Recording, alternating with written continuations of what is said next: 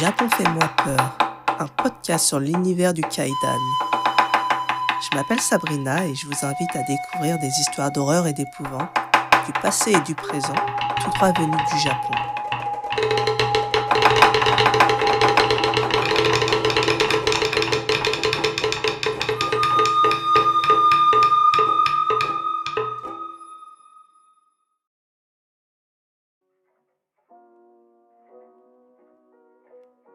Bonsoir tout le monde, j'espère que vous allez bien.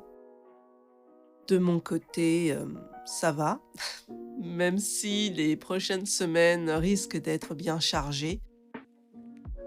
Ma grande est en vacances scolaires pour 2 semaines et comme vous pouvez vous en douter, ça va être sportif à la maison. Je sais qu'on est nombreux à vivre ça, à avoir des enfants très actifs, qui se chamaillent beaucoup. C'est épuisant, mais on n'a pas le choix, c'est comme ça, c'est notre job, on ne peut pas faire l'impasse dessus. Donc courage à tous les parents qui doivent gérer.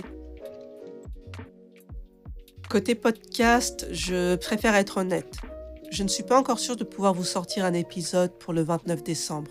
J'aimerais beaucoup, parce que comme ça permettrait de finir décembre avec le 50e épisode. Ça serait bien, quoi, ça serait un chiffre rond, et puis 50 épisodes, c'est quand même pas mal. Mais je préfère ne pas promettre quelque chose que je ne suis pas sûre de pouvoir tenir. Alors, je vous tiendrai au courant sur Instagram, sur la sortie ou pas d'un épisode pour le 29 décembre. Par contre, pour début janvier, je pense à vous préparer un épisode bonus, une FAQ. Voilà, donc ça sera un épisode où je répondrai à vos questions. Si vous voulez participer, c'est simple, envoyez-moi vos questions en message privé sur Instagram ou sur le serveur Discord Japon fait-moi peur. Ne vous inquiétez pas, je mettrai tous les liens en barre de description comme d'habitude. Vous avez jusqu'au 31 décembre pour m'envoyer vos questions, que ce soit sur le podcast ou sur moi. Voilà, je suis prête à y répondre, sauf aux questions trop personnelles, mais je vous fais confiance.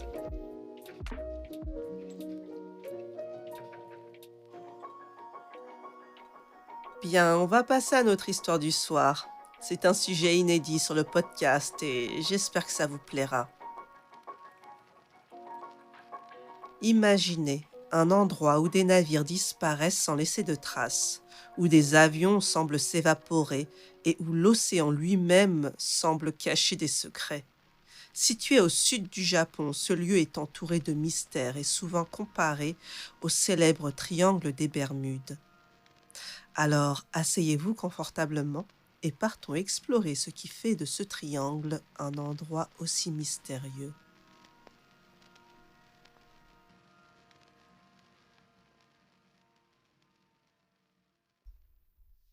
Épisode 49. Le triangle du dragon.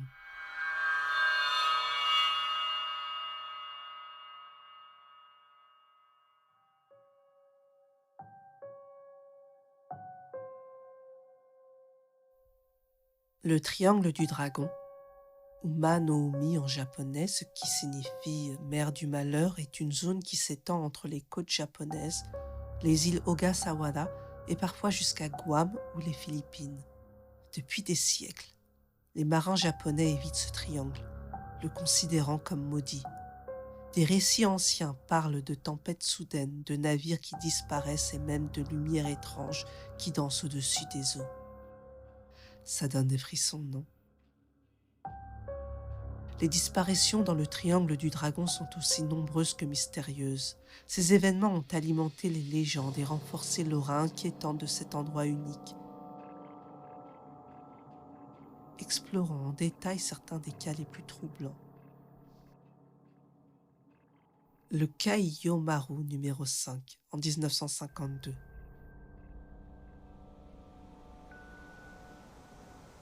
Ce navire de recherche japonais, avec 31 scientifiques et marins à bord, fut envoyé pour enquêter sur les anomalies signalées dans la région. Son équipage expérimenté avait pour mission de recueillir des données sur les eaux environnantes. Pourtant, le Kaiyo Maru numéro 5 disparut à son tour, laissant derrière lui quelques débris flottants retrouvés bien loin de l'endroit où il aurait dû être. Aucun corps, aucun signal de détresse. Cette disparition tragique reste une énigme totale. La flotte de Kublai Khan. Au XIIIe siècle, Kublai Khan, leader de l'Empire mongol, tenta 2 invasions massives du Japon en 1274 et en 1281. Ces expéditions mobilisèrent des centaines de navires et des milliers de soldats. Mais alors qu'elles traversaient la région connue aujourd'hui comme le Triangle du Dragon, des tempêtes détruisirent presque toute la flotte. Les survivants décrivirent des vents si puissants qu'ils semblaient venir des dieux eux-mêmes, d'où le nom kamikaze, ou vent divin donné à ces phénomènes. Ces échecs spectaculaires laissèrent des milliers de vies perdues et renforcèrent les croyances mystiques autour de la région.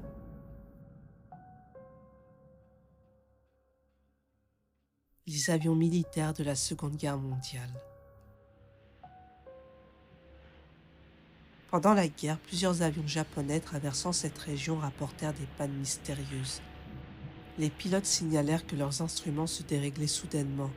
Les compas tournaient sans contrôle et les radios devenaient silencieuses. L'un des cas les plus marquants est celui d'un escadron qui, juste avant de disparaître, transmit.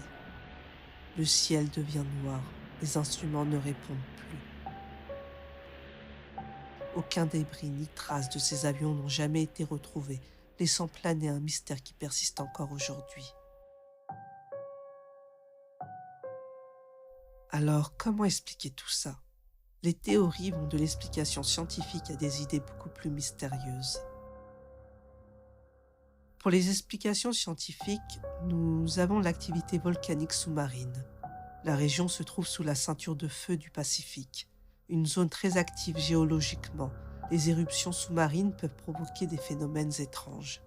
Il y a aussi les bulles de méthane, des gaz qui remontent du fond de l'océan pourraient rendre l'eau instable et faire couler des navires. Et il y a les courants marins imprévisibles. Ces courants puissants peuvent désorienter même les navigateurs les plus expérimentés. Passons aux explications surnaturelles. Un portail vers une autre dimension. Certains croient que cette région pourrait être une porte vers un monde parallèle, un lieu où les lois de la physique changent. Des témoins parlent de brouillards épais et étranges qui semblent avaler les navires et les avions. Ceux qui ont traversé ces phénomènes évoquent une sensation de temps suspendu, comme si une heure s'était écoulée en une fraction de seconde, ou au contraire, qu'ils avaient vécu un jour entier sans s'en rendre compte. Une activité extraterrestre. Nombreux sont ceux qui associent les lumières étranges aperçues au-dessus des eaux ou sous la surface à des engins extraterrestres. Des pilotes et des marins rapportent avoir vu des objets non identifiés plonger dans l'eau à une vitesse vertigineuse ou émerger pour disparaître dans le ciel. Certains pensent que le triangle du dragon pourrait abriter une base sous-marine, ce qui expliquerait les interférences électromagnétiques signalées dans la région. Des dragons mythologiques. Dans la culture japonaise, les Ryujin sont des dragons marins qui régissent les océans et protègent des sanctuaires marins. Selon les légendes, ces créatures punissent les intrus ou ceux qui perturbent l'équilibre des eaux sacrées. Les marins racontent des rêves où de gigantesques dragons surgissent des profondeurs pour avaler des navires entiers. Certaines légendes parlent même de temples sous-marins où ces dragons vivraient, gardant des trésors cachés. Les bruits étranges provenant des profondeurs sont souvent interprétés comme le rugissement de ces créatures. Les témoignages de ceux qui ont traversé cette zone ajoutent une couche supplémentaire de mystère. Un marin japonais, alors qu'il naviguait par une nuit calme, aperçut une lumière verte remonter des profondeurs. Cette lumière semblait danser, accompagnée de sons mystérieux ressemblant à des chants lointains. Soudain, un courant déchaîné secoua violemment le bateau, menaçant de le renverser. Lorsque le calme revint, plusieurs membres de l'équipage affirmèrent avoir vu une silhouette massive et ondulante sous l'eau, semblable à un dragon marin. En 1995, un navire de pêche japonais, le Hokokumaru, disparu sans explication. Les quelques survivants retrouvés sur une île isolée racontèrent des scènes effrayantes. Des colonnes d'eau qui s'élevaient soudainement, comme si l'océan respirait, et des lumières dansantes qui illuminaient l'horizon. L'un des rescapés affirma avoir senti une présence sous l'eau, observant leurs moindres mouvements. En 1971, un pilote civil traversant cette région vécut une expérience bouleversante. Pendant 3 longues minutes, son avion perdut toute alimentation électrique et ses instruments cessèrent de fonctionner.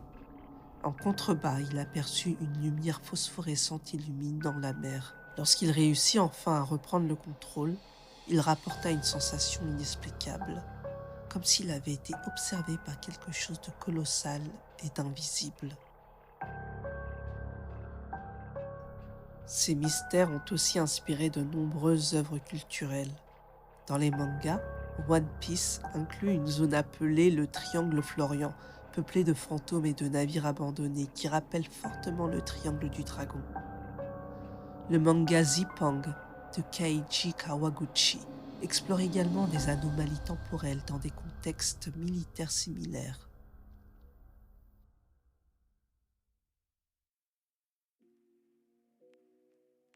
Oshimai. Bien, j'espère que cette histoire vous a plu. Que pensez-vous? Est-ce un mythe ou une réalité? Le triangle du dragon reste une énigme qui nous rappelle que certaines parties de notre monde échappent encore à notre compréhension. Pour ma part, j'ai toujours eu une grande peur de la mer. Saviez-vous que 95% des fonds marins n'ont jamais été explorés? Cette statistique à elle seule me terrifie. Dans ma vie, j'ai eu l'occasion de voyager à bord de grands navires pour traverser la mer Méditerranée, depuis le port de Marseille en France jusqu'aux côtes tunisiennes. Et à chaque fois, cette expérience m'a effrayée. Je n'ai jamais été sereine. En même temps, je suis fascinée par les histoires d'exploration. J'admire ces personnes qui, malgré les dangers, ont osé braver l'inconnu. C'est peut-être pour cela que les récits comme ceux du Triangle du Dragon m'attirent autant. Lorsque j'ai découvert cette histoire, j'étais tellement enthousiaste, tellement impatiente de pouvoir vous la partager. Alors j'espère vraiment que ça vous a plu. D'ailleurs, rien à voir avec le Japon, mais j'aimerais terminer ce podcast en vous parlant d'une série.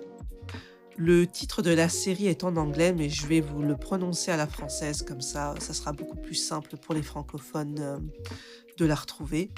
C'est The Terror. Donc The comme The, hein, T-H-E, Terror, T-E-2-R-O-R. Franchement, cette série est incroyable.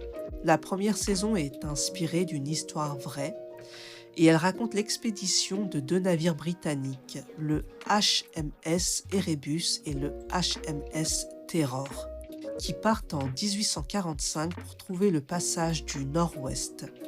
Mais tout tourne mal. Ils se retrouvent coincés dans les glaces arctiques. Et là, c'est le début de la galère. Les marins doivent affronter des températures glaciales, la famine, des tensions qui montent dans l'équipage et pour couronner le tout, une menace surnaturelle qui rôde dans l'ombre. C'est un mélange parfait entre horreur et drame historique. J'étais captivée du début à la fin. Et là, je viens de découvrir qu'il y a une 2e saison, The Terror Infamy, donc I-N-F-A-M-Y. Je ne l'ai pas encore regardée, mais elle s'inspire du folklore japonais et intègre un bakemono. Ça tombe tellement bien. Si vous l'avez vu, dites-moi ce que vous en avez pensé, mais vraiment, regardez au moins la première saison, vous m'en direz des nouvelles. Alors, tout d'abord, merci. Merci pour m'avoir écouté. Et si cet épisode vous a plu, n'hésitez pas à le partager autour de vous, à me laisser un petit commentaire sur votre plateforme d'écoute favorite, à le noter et aussi à suivre. Voilà, n'oubliez pas de suivre le podcast. Sur ce, je vais vous laisser et je vous dis à très bientôt sur Japon Fais-moi peur pour plus d'histoires d'horreur japonaises.